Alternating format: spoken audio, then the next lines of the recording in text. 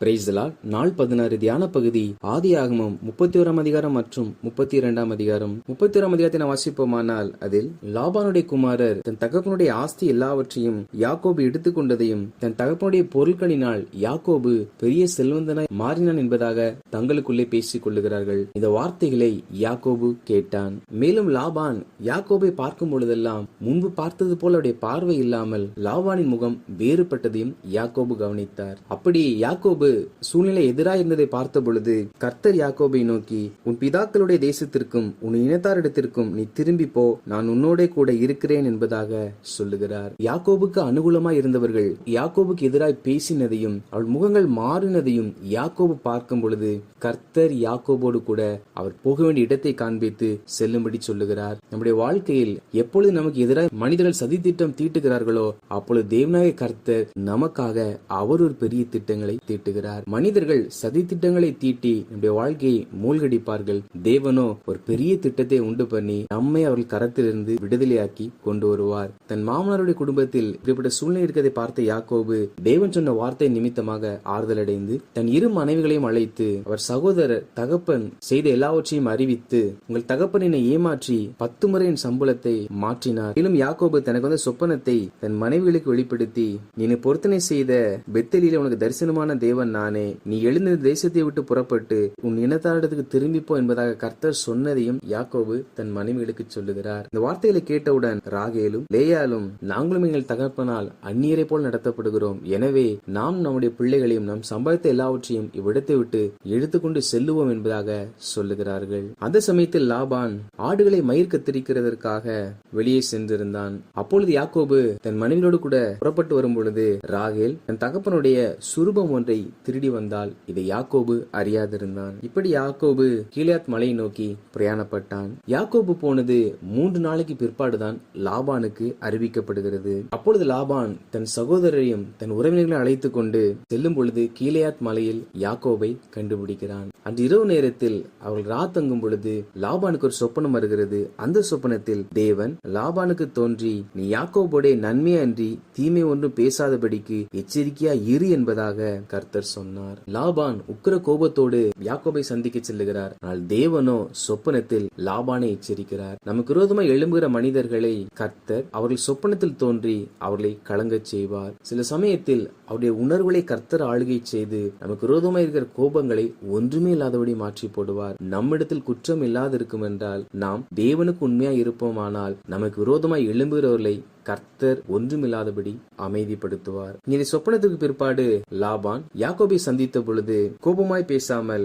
சாந்தமாய் பேசுகிறதை நம்மால் பார்க்க முடியும். ஏன் திருட்டளவாய் புறப்பட்டு வந்தா என்பதாக அவர் கேட்கிறார். மேலும் நேற்று தினத்தில் தான் எச்சரிக்கப்பட்டதையும் யாக்கோபுக்கு அறிவித்து, உன் தகப்பன் மீதுள்ள வாஞ்சையினால் நீ சென்றிருக்கலாம், ஆனால் ஏன் என் சுரூபத்தை திருடி கொண்டு வந்தா என்பதாக கேட்கிறார். அப்பொழுது யாக்கோபு, யாரிடத்தில் உடைய தெய்வங்களை நீர் காண்கிறீரோ அவளை உயிரோட விட வேண்டாம் என்பதாக சொல்ல, லாபான் எல்லாருடைய கூடாரங்களிலும் பார்க்க ராகேலோ அந்த சுரூபத்தின் மேல் அமர்ந்து தனக்கு ஸ்திரீகளுக்கு உண்டான வழிபாடு வந்ததாக சொல்லி தன் தகப்பனை திசை திருப்புகிறாள். லாபான் வேறு எங்கு தேடியும் அது கிடைக்காதபடியினால் யாக்கோபு அப்பொழுது உக்கிர கோபத்தோட 20 வருட காலம் அவனிடத்தில் பணியாற்றினேன் என்பதையும் மந்தையை பாதுகாத்த என்பதையும் பீருண்டதற்காக யாக்கோபு உத்தரவாதம் பண்ணினதையும் களவு போனதையும் லாபான் யாக்கோபிடத்தில் கேட்டு அதற்குரிய பணத்தை வாங்கினதையும் யாக்கோபு இதில் குறிப்பிட்டு சொல்லுகிறார். பகலில் வெயிலும் இரவில் குளிரிலும் யாக்கோபு லாபானின் ஆடுகளை பராமரித்திருக்கிறார். அதில் 14 வருஷம் தன் மனைவிகளுக்காகவும் 6 வருஷம் லாபானுக்காக பணி செய்ததாக இதில் யாக்கோபு குறிப்பிடுகிறார். லாபான் 10 முறை யாக்கோபுடைய சம்பளத்தை தொடர்ந்து மாற்றுகிறாராம். இதெல்லாம் யாக்கோபு சொல்லி, நீர் என்னை இப்படி நடத்தினது நிமித்தமாக கர்த்தரின் சிறுமையை பார்த்து உம்மை கடிந்து கொண்டார் என்பதாக சொல்லுகிறார். நம்ம யார் சிறுமைப்படுத்துகிறார்களோ அவர்களை நாம் அல்ல, அவர்களை சிறுமையை நடத்துகிறதை பார்க்கும் பொழுது கர்த்தரே அவர்களோடு எச்சரித்து பேசுகிறவராய் இருக்கிறார். எனவேதான் நமக்கு எதிராக எழும்புகிற சிலர் திடீரென்று நம்மோடு ஐக்கியமாய் வருகிறார்கள். காரணம் நாம் அல்ல, தேவன் நம் சிறுமையை பார்த்து அவள் இருதயத்தில் கடிந்து கொண்டு அவர் உணர்வை மாற்றி நம்மோட ஒரு சமாதானமாகும்படி செய்கிறார். இதற்கு பிற்பாடு அவர் உடன்படிக்கை செய்து அவரிடத்தில் எல்லாரும் ஒன்றாய் புசித்து இங்கே ராத்தங்கி மறுநாள் அதிகாலையிலே லாபான் எழுந்து அவளை ஆசீர்வதித்து தன்னிடத்திற்கு திரும்பி செல்லுகிறார். சொல்லுகிறான். 32ஆம் அதிகாரத்தை வாசிப்போமானால் அதில் தன் தகப்பன் இடத்திற்கு செல்ல வேண்டும் என்றால் அங்கே தன் சகோதரன் ஏசா இருக்கிறான். ஏசாவுடைய ஆசீர்வாதங்களை யாக்கோபு பெற்றுக்கொண்டு வந்ததின் நிமித்தமாக ஏசா தன்மேல் கோபமாய் இருப்பான் என்று சொல்லி தன் வரப்போறதை தன் சகோதரனுக்கு முன் அறிவிக்க வேண்டும் என்று சொல்லி முன்பதாக சில ஆட்களை அனுப்பி, இதுவரை நான் லாபானுடைய இல்லத்தில் இருந்ததாகவும் எனக்கு எருதுகள், கழுதைகள், வேலைக்காரிகள் என்று எல்லாம் இருக்கிறது, அதை உமக்கு அறிவிக்க வேண்டும் என்பதாக சொல்லும்படி சொல்லுகிறான். இவர்கள் போய் பார்த்து வந்து ஏசாவை பார்த்து வந்தோம், அவர் 400 பேரோடு உம்மை எதிர்கொள்ள வருகிறார் என்பதாக அறிவிக்கிறார்கள். ஏசா 400 பேரோடு எதிர்கொண்டு வருகிறார் என்ற வார்த்தையை கேட்டவுடன் யாக்கோபு மிகவும் பயப்பட ஆரம்பித்தான். காரணம், ஏசா யாக்கோபை கொலை செய்ய வேண்டும் என்ற ஒரு ஆதங்கத்தில் இருந்த பொழுதுதான் யாக்கோபு விடத்தை விட்டு லாபான் இடத்திற்கு ஓடி வருகிறார். 20 வருடத்திற்கு பிற்பாடு மறுபடியும் அவர் செல்லுகிறார். ஒருவேளை என் சகோதரன் என்மேல் கோபமாய் இருப்பான் என்று சொல்லி யாக்கோபு பயந்து நடுங்குகிறார். மேலும் யாக்கோபு தேவனை நோக்கி, என் தகப்பனாகிய ஆபிரகாமின் தேவனும் என் தகப்பனாகிய ஈசாக்கின் தேவனுமாய் இருக்கிறவரே, உன் தேசத்துக்கும் உன் இனத்தாரிடத்திற்கும் திரும்பி போ, நான் உனக்கு நன்மை செய்வேன் என்று என்னோடு சொல்லி இருக்கிற கர்த்தாவே, அடியனுக்கு தேவரீர் காண்பித்த எல்லா தயவுக்கும் எல்லா சத்தியத்துக்கும் நான் எவ்வளவேனும் பாத்திரன் அல்ல. நான் கோலும் கையுமாய் இந்த யோர்தானை கடந்து போனேன். இப்பொழுது 2 பரிவாரங்களையும் உடையவனானேன். சகோதரனாகிய ஏசாவின் கைக்கு என்னை தப்புவியும், அவன் வந்து என்னையும் என் பிள்ளைகளையும் தாய்மார்களையும் முறியடிப்பான் என்று அவனுக்கு நான் பயந்திருக்கிறேன். தேவரீரோ, நான் உனக்கு மெய்யாகவே நன்மை செய்து உன் சந்ததி எண்ணி முடியாத கடற்கரை மணலை போல மிகவும் பெருக பண்ணுவேன் என்று சொன்னீரே என்பதாக யாக்கோபு ஜெபிக்கிறார். மேலும் யாக்கோபு தன்னிடத்தில் இருக்கிற செம்மறியாடுகளையும் ஆட்டுக்கடாக்களையும் ஒட்டகங்களையும் காளைகளையும் கழுதைகளையும் சிலவற்றை ஏசாவுக்கு வெகுமதிகளாக ஒவ்வொரு மந்தையும் ஒவ்வொரு வேலைக்காரர்கள் கருத்தில் ஒப்பு கொடுத்து நீங்கள் முன்பாக செல்ல வேண்டும் என்பதாக சொல்லுகிறான். மேலும் ஒரு வேலைக்காரனை நோக்கி, நீ யாருடையவன், எங்கே போகிறாய், இந்த மந்தை யாருடையது என்று ஏசா உன்னை கேட்பானானால் அதற்கு நீ, ஏசாவுக்கு அனுப்பப்படுகிற வெகுமதி இதோ எங்கள் பின்னே உம்முடைய அடியனாகி யாக்கோபு வருகிறான் என்பதாக சொல்லுங்கள் என்பதாக ஒவ்வொரு மந்தைகளுக்கும் முன்பாக இருக்கிற வேலைக்காரரிடத்தில் யாக்கோபு இந்த வார்த்தைகளை சொல்லுகிறார். மேலும் யாக்கோபு ஒருவேளை இந்த வெகுமதி நிமித்தமாக ஏசாவுடைய கோபம் மாறும் என்பதாக யாக்கோபு நினைத்தார். சூரியன் அஸ்தமித்தபடியினால் எல்லா மந்தைகளும் ராத்தங்குகிறார்கள். எப்படியும் அதிகாலையில் ஏசாவும் யாக்கோவும் சந்திக்க வேண்டிய நேரமாயிருக்கும். யாக்கோபு தனக்குள் பயந்து தன் மனைவிகளையும் பிள்ளைகளையும் அப்புறப்படுத்தி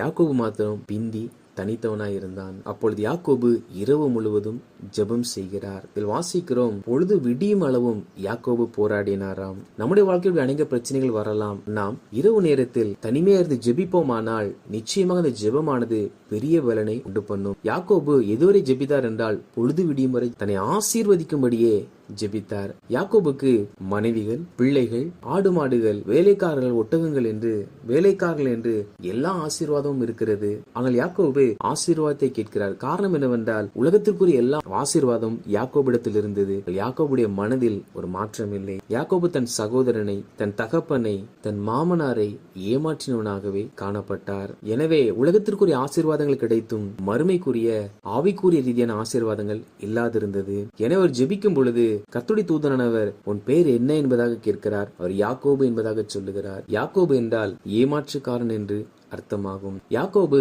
தான் ஒரு ஏமாற்றுக்காரன் என்பதை அவன் நாவினாலே அறிக்கை செய்யும்படி தேவன் செய்தார். எனவே அவர் இனி நீ யாக்கோபு எனப்படாமல், அதாவது ஏமாற்றுக்காரன் எனப்படாமல் நீ இஸ்ரவேல் எனப்படுவா என்பதாக யாக்கோபுடைய பெயரை மாத்திரமல்ல யாக்கோபுடைய சுபாவங்களையும் கூட அவர் மாற்றி சொல்லுகிறதை நம்மால் இதில் வாசிக்க முடியும். இவைகளுக்கு பிற்பாடுதான் இஸ்ரவேல் என்ற பெயர் அவனுக்கு யாக்கோபுக்கு கொடுக்கப்படுகிறது. அந்த இரவு முழுவதும் யாக்கோபு தனித்து ஜெபித்து அவருடைய இருதயத்தில் ஒரு மாற்றம் உண்டானது நிமித்தமாகவே இந்த நாட்களில் யாக்கோபுடைய புதிய நாமத்தில் ஒரு தேசம் உருவாகி இருக்கிறது. அதுதான் நாம் பார்க்கிற இஸ்ரவேல் என்கிற தேசம். வாசித்த இந்த அதிகாரிகளின்படி கர்த்தருடைய ஜனங்களாகிய நாம் நமக்கு விரோதமாய் மனிதர்கள் சதித்திட்டம் தீட்டும் பொழுது நமக்கு அனுகூலமாக தேவனோட திட்டத்தை தீட்டி வைத்திருக்கார் என்பதை நாம் அறிந்து கொள்ள வேண்டும். மேலும் நமக்கு எதிராக மனிதர்கள் எவ்வளவு எழும்பினாலும் நாம் ஆண்டவரிடத்தில் போய் நீர்களை கவனியும் என்று சொல்ல தேவையில்லை. கர்த்தர் நமக்கு விரோதமாய் எழும்புகிற எல்லா மனிதர்களும் அவர் கண்ணோக்கி பார்த்து நமக்கு விரோதமாய் எழும்புகிறவர்களுக்கு அவர் விரோதமாய் எழும்பி அவர்கள் கரத்திற்கு நம்மை காத்து கொண்டுதான் இருக்கிறார். மேலும் நமக்கு விரோதமாய் யாராவது எழும்புவார்கள் என்றால் தேவனாய் கர்த்தர் அவர்களை எச்சரித்து அவர் உணர்வுகளை அவர் கடிந்து கொண்டு அவர்கள் நமக்கு எதிராய் வராதபடிக்கு கர்த்தர் அவர்களை நம்மை விட்டு அப்புறப்படுத்துகிற நல்ல தேவனாய் இருக்கிறார். மேலும் நம்முடைய வாழ்க்கையில் எப்படிப்பட்ட பிரச்சனைகள் இருந்தாலும், அது எப்படிப்பட்ட சூழ்நிலையா இருந்தாலும், அது நாம் செய்த தவறுடைய விளைவாக இருந்தாலும் நாம் விளைக்கரம் செலுத்தி தேவ சமூகத்தில் ஜெபிக்கும் பொழுது தேவனாய் கர்த்தர் நம்முடைய மனதிற்குள் ஒரு மாற்றத்தை கொடுத்து அது எவ்வளவு பெரிய பிரச்சனையா இருந்தாலும் அதை கர்த்தர் ஒன்றுமில்லாமல் மாற்றி போடுகிறவராய் இருக்கிறார். எனவே கர்த்தருடைய ஜனங்களாகிய நாம் வாழ்க்கையில் எதெல்லாம் மாற்றத்தை எதிர்பார்க்கிறோமோ அதற்கு இரவு ஒரு நாள் விழித்திருந்து ஜெபிக்கிறவர்களாய் காணப்படுவது மிகவும் சிறந்தது. அப்படி நாம் ஜெபிக்கிறவர்களாய் காணப்படுவோம். கர்த்தர் நமக்கு ஜெயத்தை கொடுத்து நம் வாழ்க்கையை ஆசீர்வதிப்பார். ஆமேன்.